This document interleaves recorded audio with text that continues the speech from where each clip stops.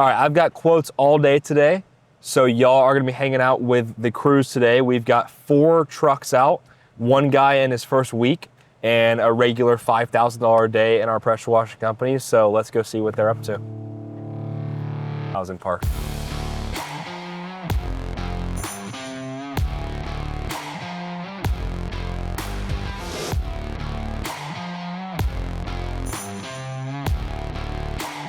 Middle of the day yesterday, I was getting itchy all over my back. I didn't know what was going on. Dude, it was huge.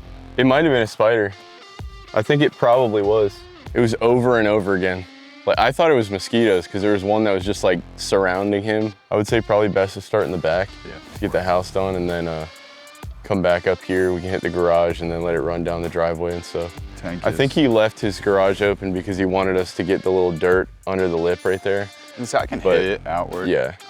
But once you get going on the actual driveway, like to hit the garage door, I'm just gonna run in there and like push the button and do the Indiana Jones thing. Yeah. Jump over the sensor. Yeah. Don't hit your head. All right. I haven't done it yet.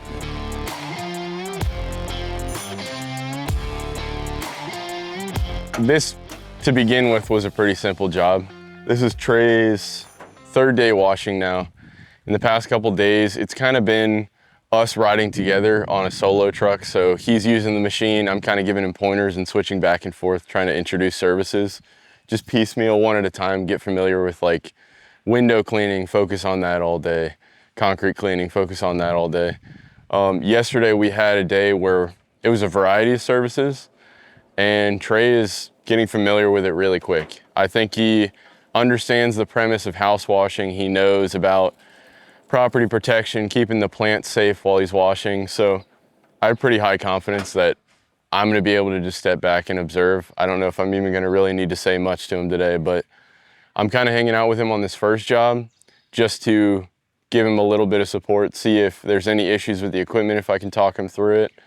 And then I think, honestly, he's pretty much ready to go solo. It's been like 3 days of washing, which is pretty short for someone to be prepared, but he's been learning really quick, and we've done a big variety of services. So he's got back of the house wash, the garage, the driveway, curbs, front walkway, and front porch. It was gonna have the deck on it, and I'm sure you'll see in the back there, the deck looks filthy, it needs it. But this was one of those projects where we rolled up, we talked to the customer, and he said immediately, hey, you know you're not doing the deck, right? And we talked to him, showed him the work order, and he said, I called into the office and canceled on the deck, but I do want the other services. In that situation, I could say, well, sir, you agreed to this bundle with the deck and everything, but honestly, before we even start washing, if we're getting into disagreements like that, that's when we start running into the chance of somebody not paying their invoice. So I'd rather just suck it up, eat it, take the deck off of there, and we'll do the other services. We have some more things that we can do today, so at least that'll give us a shorter day, but I don't know. Would have been nice to do that because that's a little bit more variety here, a little bit more learning, but it's gonna be a smooth one. I think we'll be in and out of here in like an hour or less. All right, probably best to just start with the bottom down here and then move up just in case anything runs down. Yeah, I'm probably gonna have to hit this back twice anyhow, so yeah.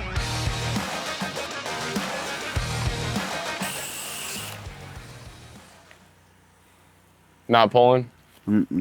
Probably one of those situations where someone got to the end of their job and they went, oh, I didn't flush it, and they just flipped the valve over after they already turned the machine off. We'll see real quick if this is what it is. You ever see you ever watch King of the Hill? Yeah.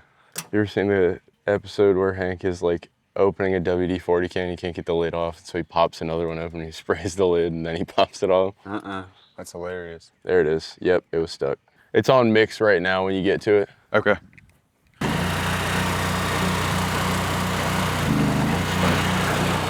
All right. The downstream injector, the little tool that we use to pump our bleach through the pressure washer, every once in a while, if it doesn't get flushed at the end of a job, it'll get stuck because that bleach kind of crystallizes in there and seizes up. How it works, it lets the water pass by it, and it has a little barb coming off of the side, and inside of that barb is a metal ball with a spring. And so as water passes by, It sort of creates suction and pulls that ball down against the spring and lets a little bit of bleach pass by it and mixes it into the water. So if we don't flush it out every single job, that ball will get stuck to the hole and it won't allow it to compress. So he was pushing mix, sitting there and waiting over and over again, waiting, and it never came. So what I did was I popped the little hose off of it that leads to the bleach tank. I poked the ball free, sprayed some WD-40 in, and it's good to go.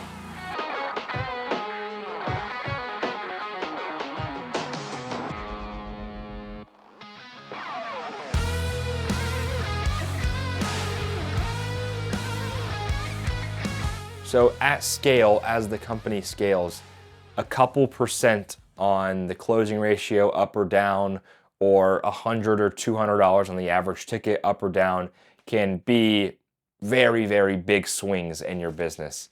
And for us, we were at a really good spot with close rate, and the average ticket was just a little bit down compared to where we wanted it. It was still about $1,000. We were just trying to get closer to 1,200 to hit some of our goals.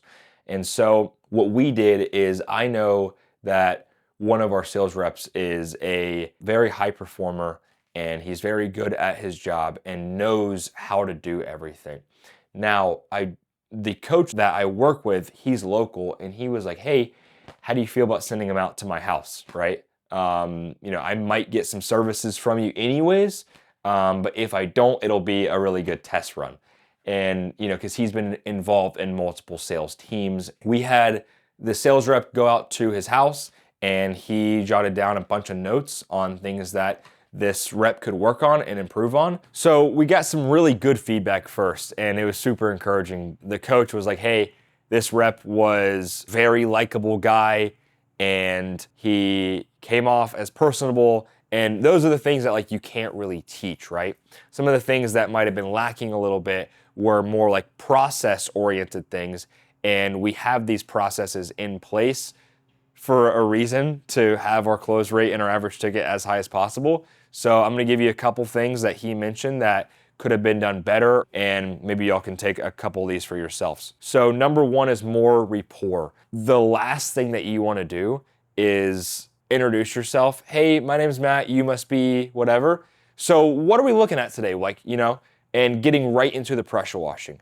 So this house yesterday that the rep was at was a new construction. Before you ever even talk about the pressure washing, we should ask, when was this home built? How long did the construction take? What do you do for a living? Do you have kids? Where'd you live before here, right? Get to know the person, right? Make it a conversation. Don't make it an estimate, right? Make it a conversation. People buy from people they like, okay?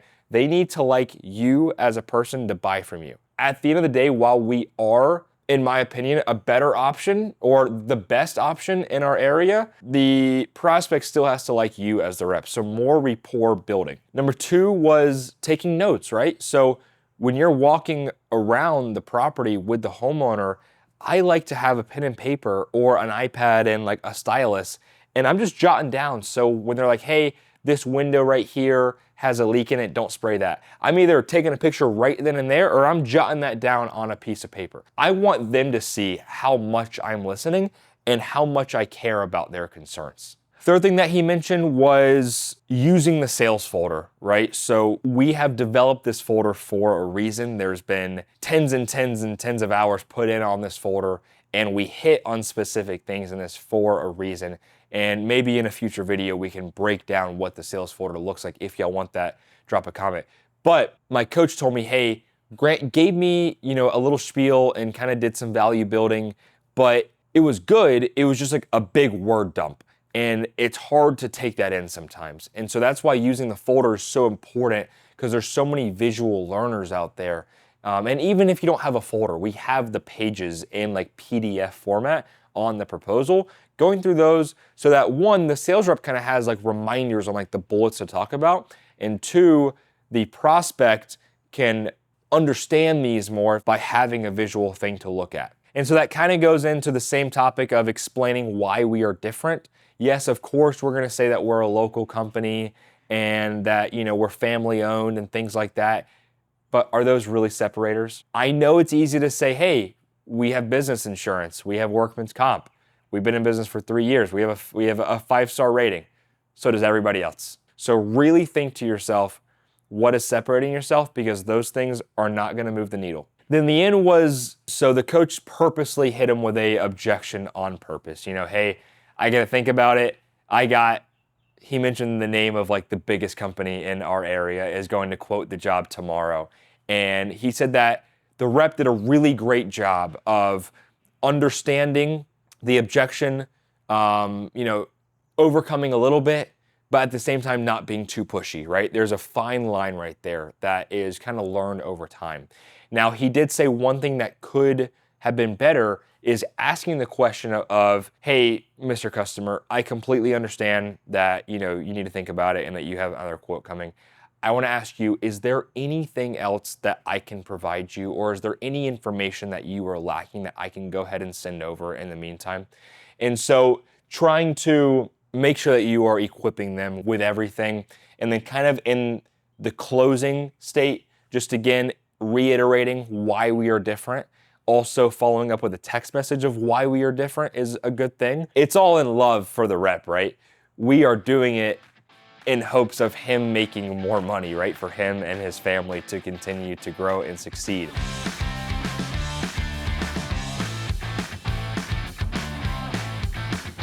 So we got a pretty decent sized project, 2-man job. It's about $2,400. Doing house, driveway, gutters, pool patio. We got this tree house right here. There's a playground over there.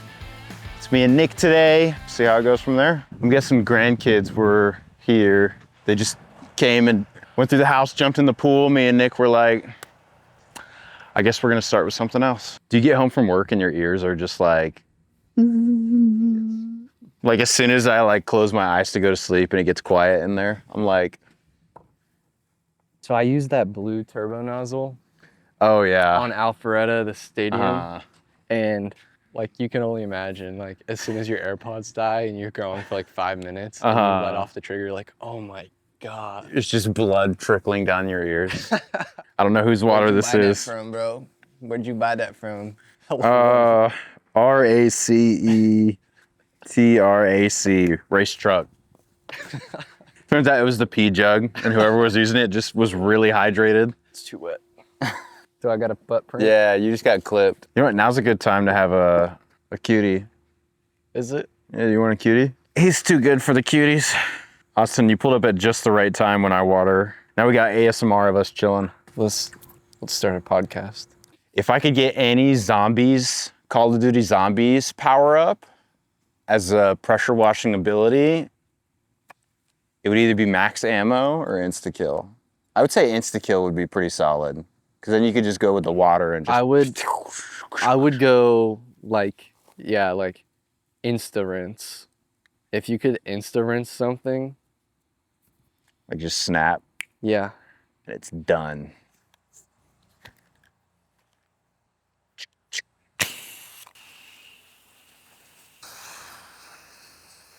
Hello? You're here to watch the house? They're not home.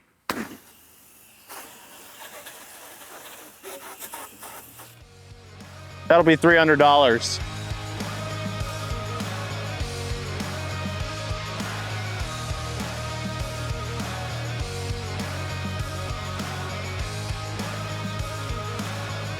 You don't gotta run, I'm just gonna hustle. So right now, kind of what we're doing with this house. So, I mean, as you can see, there's a little bit of mold here and there, but mainly he wants the spider webs, and spider webs, especially like this time of year, are so common, especially because insects, it's July, there's so many insects. And that's probably one of the most common things that I've dealt with so far, especially being a newer technician. It's like you have to go into the mindset of like, I live at this place. Because there's things that you might not be able to see, you might think that are small and like, oh, okay, I'm just gonna miss that. But I think the main thing is they're living there every day, you know? And so that's kind of what my perspective is. But basically with this house, we're gonna be doing just a simple house wash, exterior wash. You know, get all the faces of the house, get the exterior of the gutters, get underneath here. I see some spots under here that need it. And then, you know, just kind of go from there. Hallelujah. Let's see if it stays on it. The problem they were having yesterday with this remote was it was like turning itself back to water after like 30 seconds. I don't think it was a remote problem though. I think it was the box. Not Because it had that problem with 2 separate remotes. We have a system which controls what chemical we use. As you can see, you're gonna hear that kind of churring noise. That's what's changing it from water to then water with bleach, which is our algicide. That's how we get mold and everything off of houses, and also breaks down spider webs, which is kind of what I was referring to earlier.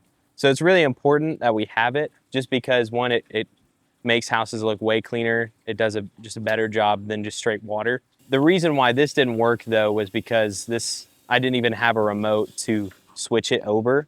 So of course, if I don't have the ability to switch it, there's really nothing I can do. I just grabbed we had a spare remote from the shop and I just had to resync it.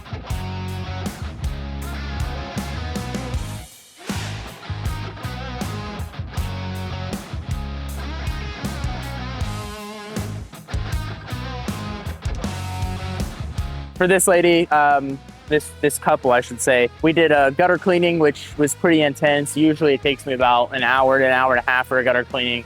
This one took about 6 hours in total. I knocked out the house cleaning after that, kind of as I was moving around, cleaning up the gutters themselves and then rinsing sides, washing through. And then by the time I got done with that, I moved on to the driveway, which we're just trying to clean up as many weeds as possible for this lady. She's a realtor. She comes in and out, wants people to see her house looking as nice as possible. So it's the goal.